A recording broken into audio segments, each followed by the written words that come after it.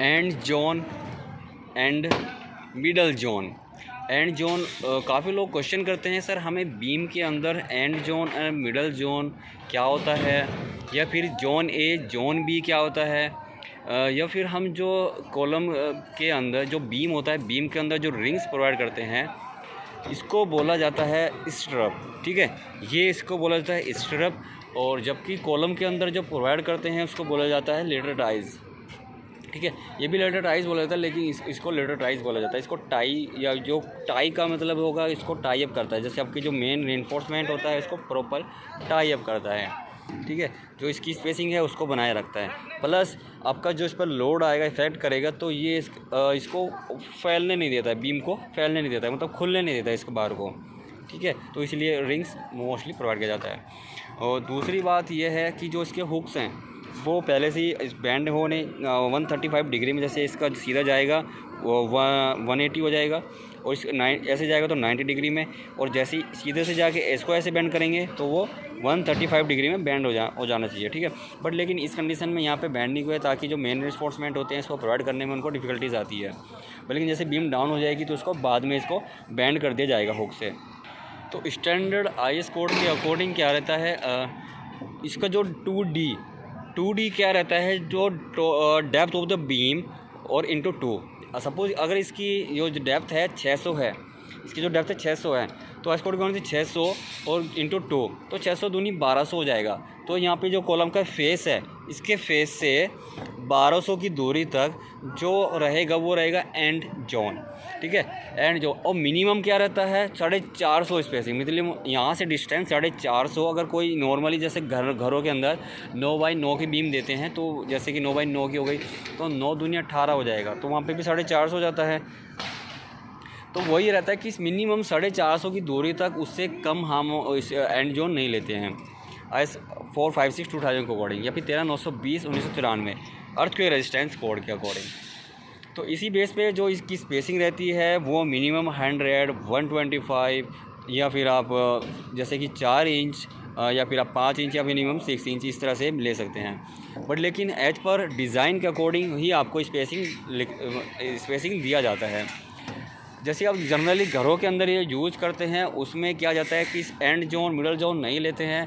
जो आपका जो लोड बेयरिंग स्ट्रक्चर रहता है, तो उसमें क्या रहता है, कॉलम बीम तो हम प्रोवाइड कर देते हैं, पर लेकिन उस कंडीशन में वहाँ पे फ्रेम स्ट्रक्चर बन जाता है, वो प्रॉपर टाइप करने के लिए, पर लेकिन वो लोड बेयरिंग स्ट्रक्चर रहता है। ठीक है, तो वहाँ पे क्या है, जनरली स्पेसिंग बराबर ही रख लेते हैं, सभी पूरे कॉलम बीम के अंदर स्पेसिंग बराबर रखते हैं। जैसे कि यहाँ पे स्पेसिंग रखते हैं मिनिमम, वहाँ पे घर बनाने में मिनिमम आपको 7 से 8 इंची से ज़्यादा नहीं लेनी चाहिए।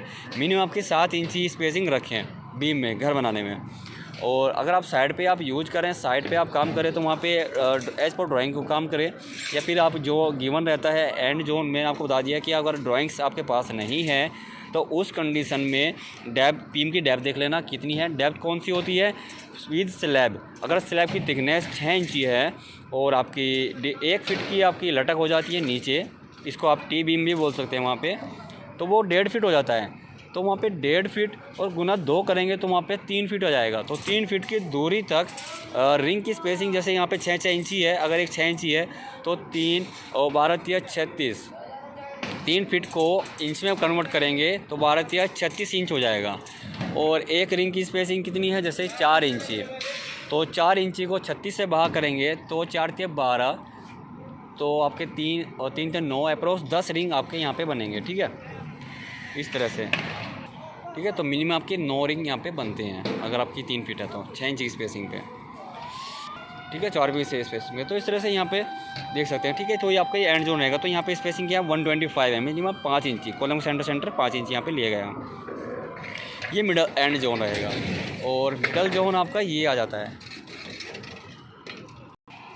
तो यहाँ पे है 175 mm एज पर ड्राइंग का। ठीक है, 175 mm सेंटर टू सेंटर लिया जाता है, और रिंग के सेंटर 175 mm।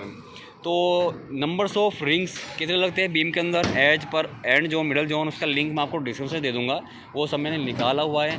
कॉलम में हम नंबर्स ऑफ रिंग कैसे निकालते हैं वो निकाला हुआ है, नंबर्स ऑफ रिंग बीम के अंदर कैसे निकालते हैं वो भी मैंने निकाला है एज पर एंड जोन है मिडल जोन के अकॉर्डिंग। तो एज पर ड्राइंग के अंदर आप देख सकते हैं वहाँ पे क्या गिवन है।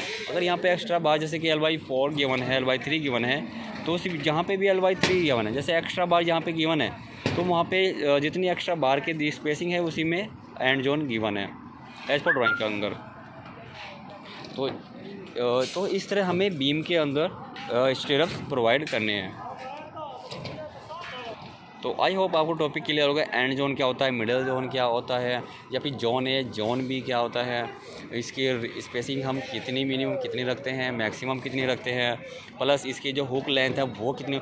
हुक लेंथ आपको बताता हूँ मिनिमम और 9D रहना चाहिए। अगर आपका 8 mm करेंगे, जैसे यहाँ पे 10 mm का रिंग लिया गया है तो 10 और इंटू 9 तो 90 mm का मिनिमम ये रिंग का साइज़ यहाँ से रहेगा। ठीक है, यहाँ से ये 90 mm का मिनिमम साइज़ होना चाहिए। ठीक है, उसके बाद आपका ये बैंड होना चाहिए 135 डिग्री में, 135 डिग्री। जैसे कि यहाँ पे एक्स्ट्रा बार आ चुका है, अगर आप इसमें अंदर की तरफ बैंड करते पहले से ही तो यहाँ पे क्या होता है, ये एक्स्ट्रा बार प्रोवाइड नहीं हो पाता, तो इसीलिए एज पर साइड पे इसको बैंड कर दिया जाएगा। ठीक है, यहाँ पे जो हुक आ रहा है आपका, ये हुक है, इसको 135 डिग्री में बैंड कर दिया जाएगा साइड पे ही।